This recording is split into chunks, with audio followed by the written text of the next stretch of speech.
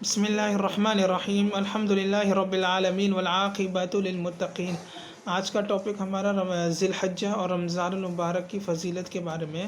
تو انشاءاللہ میں آپ کو رمضان المبارک اور ذی الحجہ کی جو مشترکہ فضیلت ہے اس کے بارے میں تھوڑی سی ڈیٹیل بتاؤں گا۔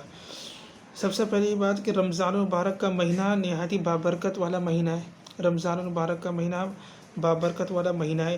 اسی طرح ذی الحجہ کا مہینہ بھی حرمت اور بابرکت والا مہینہ ہے، یعنی کہ دونوں مہینے، رمضان المبارک کا مہینہ بھی بابرکت والا مہینہ ہے اور ذی الحجہ کا مہینہ بھی بابرکت والا اور حرمت والا مہینہ ہے۔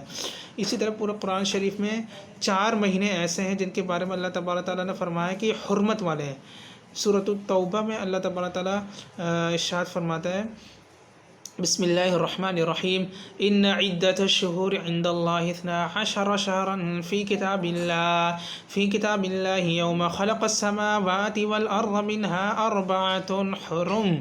اس آیت مبارکہ میں اللہ تبارک تعالیٰ نے 4 مہینے کا تذکرہ کیا ہے کہ جو حرمت والے ہیں۔ سب سے پہلے ذی القعدہ، ایک، دوسرا محرم، تیسرا رجب، اسی طرح ذی الحجہ۔ یہ 4 مہینے جن کے بارے میں اللہ تبارک تعالیٰ فرمایا 4 حرم، حرمت والے مہینے ان کو قرار دیا ہے۔ اسی طرح دوسرا پوائنٹ کہ رمضان میں روزے فرض ہوئے۔ رمضان یا بسم اللہ الرحمن الرحیم، اللہ تبارک تعالیٰ نے قرآن شریف میں فرماتا ہے، یا ایھا الذین آمنوا کتب علیکم الصیام کما کتب علی الذین من قبلکم لعلکم تتقون۔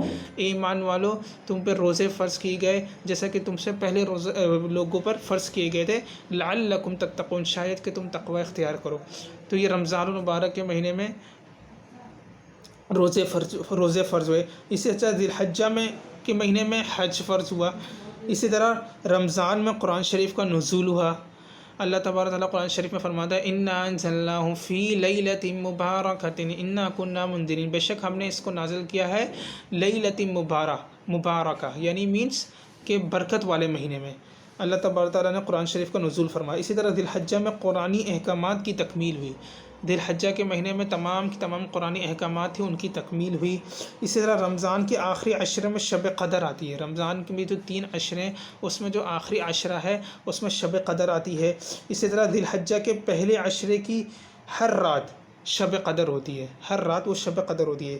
اسی طرح رمضان میں جو ہے جہنم سے چھٹکارا مل جاتا ہے، یعنی کہ رمضان کا جو آخری عشرہ ہوتا ہے اس میں جو ہے اللہ تبارک تعالیٰ جو ہے اپنے بندوں کو جہنم سے چھٹکارے کا پروانہ دے دیتے ہیں۔ اسی طرح یوم عرفہ یعنی 9 ذی الحجہ کو بے شمار لوگوں کی جہنم سے خلاصی ہو جاتی ہے، یعنی 9 ذی الحجہ کو یوم عرفہ کی بے شمار لوگوں کی جہنم سے خلاصی ہو جاتی ہے۔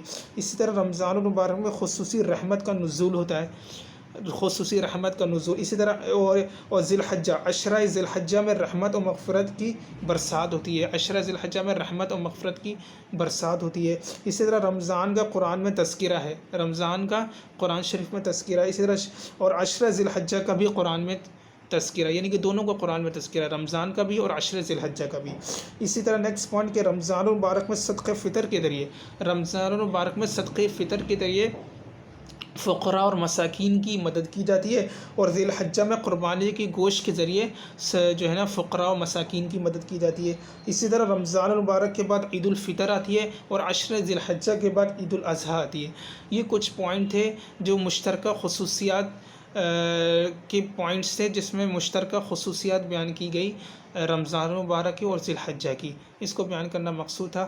اللہ تبارک تعالیٰ سے دعا ہے کہ اللہ تبارک تعالیٰ ہمیں شریعت کے احکام پر عمل کرنے اور اس کو سمجھنے کی توفیق عطا فرمائے۔ وآخر دعوانا الحمد للہ رب العالمین۔